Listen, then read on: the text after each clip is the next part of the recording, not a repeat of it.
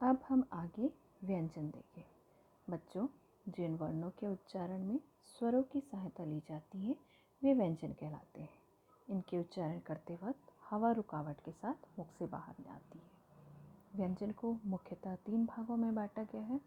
पहला है स्पर्श व्यंजन, दूसरा अंतस्थ व्यंजन और तीसरा ऊष्म व्यंजन। स्पर्श व्यंजन जिन व्यंजनों का उच्चारण करते समय जीभ मुख के अलग अलग स्थानों को स्पर्श करती है वे स्पर्श व्यंजन कहलाते हैं। ये 25 होते हैं। अंतस्थ जिन व्यंजनों के उच्चारण में जीभ मुख के किसी भी भाग को पूरी तरह स्पर्श नहीं करती वे अंतस्थ व्यंजन कहलाते हैं। इनकी संख्या है 4 य र ल व। इसके उच्चारण करते वक्त हवा केवल नाक से निकलती है। इसे अनुस्वार कहते हैं और अनुस्वार चिन्ह द्वारा इसे दर्शाया जाता है, जैसे गंगा, मंच, ठंडा, गंदगी, कुटुंब।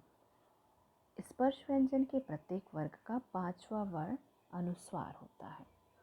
अब हम तीसरा देखें, ऊष्म। जिन व्यंजनों के उच्चारण करने पर मुख से रगड़ खाने के बाद हवा ऊष्म अर्थात गर्म हो जाती है वे ऊष्म व्यंजन कहलाते हैं। ये भी 4 हैं, श, स, ह। अब देखिए अनुनासिक। जब किसी वर्ण का उच्चारण करते समय हवा मुख और नाक से एक साथ निकलती है तब अनुनासिक का प्रयोग किया जाता है। इसका चिन्ह चंद्र बिंदी है, जैसे आँख, मुंह, चांद, हंस आदि। विसर्ग इसका उच्चारण करते वक्त ह की ध्वनि निकलती है। तत्सम शब्दों अर्थात संस्कृत से आए हुए शब्दों में ही इसका प्रयोग किया जाता है। उदाहरण के रूप में अतः, प्रातः, वस्तुतः आदि। ये हो गए व्यंजन के 3 प्रकार। आगे हम आगत ध्वनियाँ देखें। विदेशी भाषाओं के शब्द जब हिंदी में प्रयुक्त किए जाते हैं तो उनके लिए कुछ ध्वनियाँ विकसित की गई है, जैसे ओ, ज, फ। अंग्रेजी के शब्दों के लिए ओ ध्वनि है, जैसे बॉल, हॉकी, डॉक्टर।